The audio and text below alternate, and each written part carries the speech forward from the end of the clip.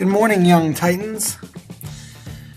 Alright, so now that my background for my first zoo sign is complete, I'm going to go to the internet to get a picture of an animal. I'm going to go to Google. I'm going to go to images. First I'm going to, how about a fox? Alright. So as you can see, I found some pictures of foxes. Now, there's certain things I want to look for. First of all, it has to be a photograph. I can't take someone's drawing. Second, it has to be a picture of the animal that identifies what the animal is. So for example, if I tried to draw this animal using the paintbrush of Photoshop and I was only allowed to use one color, when I draw over this whole thing, it's going to look like a blob with two bumps over here. It's not going to look like the actual animal. So this would be a really bad choice. This picture I could see might look like a fox, but it also might look like a wolf. So that's not a good one to use. The best picture will be something like this, but I could see that that is, because it shows his profile, it shows the shape of him, but that unfortunately is a drawing. This one is also really good, except I'd really like one with its nose sticking out so we saw the side of its face too. So Google is full of pictures. I'm not going to give up until I find something that I think will really work. Great, so I picked the one animal that doesn't have any good pictures of it up here. Oh wait, that one's not bad. That one's great. Alright. Alright, so this is my contest winner for perfect fox position. You can see the whole fox's body. You can see the shape of identifying features like the shape of the tail. We could see that he has two ears and a nose that comes out. So those are the details that are going to give away what my animal is. So now that I found the picture that I want, I opened it up so I'm not just looking at the small version. And I'm going to move my window over so that I can see both my artwork, the background that I started, and the picture of the fox. Even better, by the way, would be to have found one that didn't cover his feet, but this one will do. Click and drag it over, and it's going to come onto my page. What you should not do is download it to the desktop because that's going to cause an extra step to have to be done. Instead, just literally click and drag it to the page like I just did. If it doesn't work, that probably means that either your move tool is you're not on your move tool, or it might mean that you have to press the return button or the escape button or the command D, all of which will be explained in later videos. But for now, those are the most likely ways to solve the problem. Alright, so now that I have it, when I brought it in, first off, I want to check out the layers column. You can see that the photograph came in its own layer, so it's completely separate from my background. This layer is like an additional piece of paper. So it's almost like we have a piece of construction paper physically in the real world.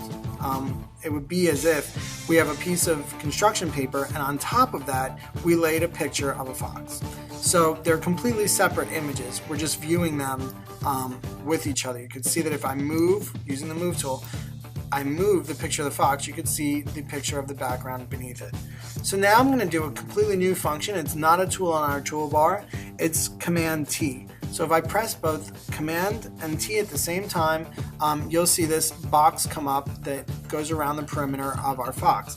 But the picture is so big that we can't see the whole thing. So while that's open, I'm going to press Command 0. And I have to do that in order for it to work. So Command T and then Command 0. Then I could use these boxes, and by the way, I'm still on the move tool.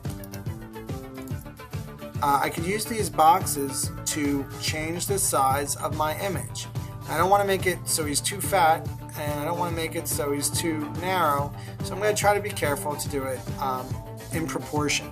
If I hold down Shift, by the way, it'll automatically keep it in proportion for me. Okay, so now I'm going to drag it into the center of the picture, and I'm going to press Return to set the transformation. So you're going to see this box disappear when I press Return. Okay, so now if I turn off this little eyeball here, it's going to show me that that's my background. And if I turn off this little eyeball, you'll see that I can only see my fox. By the way, the checkerboard represents clear.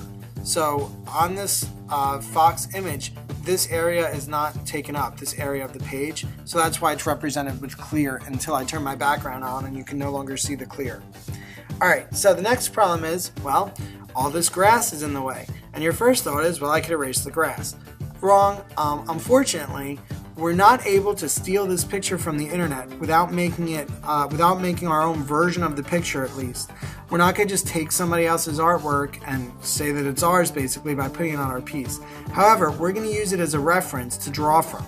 So we're going to pretty much, to get used to the tools, you're going to start tracing the animals in this part of the project. I'm going to use the paintbrush to do that. Again, we want to make sure that our paintbrush is on a high hardness. And I also want to make this big enough that I can see what I'm doing a little bit easier. So I'm going to press Command and 0 so that it takes up the full screen. Command 0 zooms to the page size.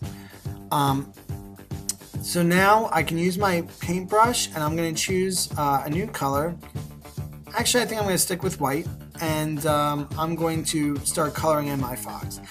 Not only do we want to not steal the person's picture, but we also don't want to ruin our photographs. So we're going to do something a little bit special here. I already told you that clear is represented by a checkerboard in Photoshop. So just to illustrate what I'm doing, I'm going to shut off everything for a minute, and I'm going to press this new layer button. So I've now created a new layer, which is like a piece of tracing paper that is over our fox photograph. So now I'm going to bring our fox photograph back, I'm going to bring our picture back, and I'm going to show you that being that I have this layer selected, if I were to draw like this fox on this layer, so let's just draw that much of him for the start, just his ear. You could see that if I shut off this layer temporarily, that the fox is still fine. I didn't actually change the picture, I just drew it on a piece of tracing paper. Now, if I were to shut off the fox, you'd see that white goes through the fox because it's invisible temporarily, and you could see that it's completely separate from both the photograph and the background. See, there it is, still in white. All right. So I'm going to make sure I'm still working on this layer, so it's highlighted blue, and I'm going to continue the rest of my fox. Now when I'm doing these, actually Command Z, because I don't really like how I did that, as I'm doing these small little areas, it's important that I have a small brush so I can maintain the detail. But when I move on to his larger sections, I'm going to change it to a larger brush. So you saw me make a mistake in Command Z right there. I just want to show you, like right now I've been holding down the brush for a while. So if I make a mistake now and I try and Command Z it, it's going to step backwards for that whole time that I had the brush down. I'm wiser to do short bursts holding down the button for a short amount of time and doing a little bit of work and then letting it go often, because this way if I like make a mistake at this point after I filled in that whole part of the face, when I Command Z, it only erases that last step. So it's not a matter of time that it's erasing, it's actually erasing your last time that you held the brush down for however long you held it down. Alright, so there's no reason for you to watch me fill in this whole fox. I am going to change my brush size bigger for the body, but other than that, I'm going to fast forward the rest of this for you so you can see it at completion. Okay, welcome back. So you can see that now I separately have completed my fox drawing, and you might notice that I added feet. You can still see here that there were no feet there. Because what's important more at the end of the day is not that I copied the picture, it's more important that that viewers can notice that it's a fox, and a fox has feet, so I drew it there. Also, it's okay to add things that aren't in the original picture because we don't want the original picture to be our work. We want our work to be a little bit of our own. So it's okay if you have to change things here and there. So I also extended the mouth a little bit to give it the idea that it has a muzzle. And I'm going to continue to add to that muzzle right now. There you go. Alright, so this is my completed fox. And you can see that if I were to remove the photograph, you would have the start of a zoo sign. We have our animal drawing complete, and we also have a background to our animal. You can see that I have 3 layers in total. There's no reason to get rid of this layer because we could just keep it invisible, and it'll help me grade your work. So it's good to keep it there, but just keep it turned off. This is actually the conclusion of our first and second step for our zoo sign. Time to start the next video if you're at this point with all of your zoo signs.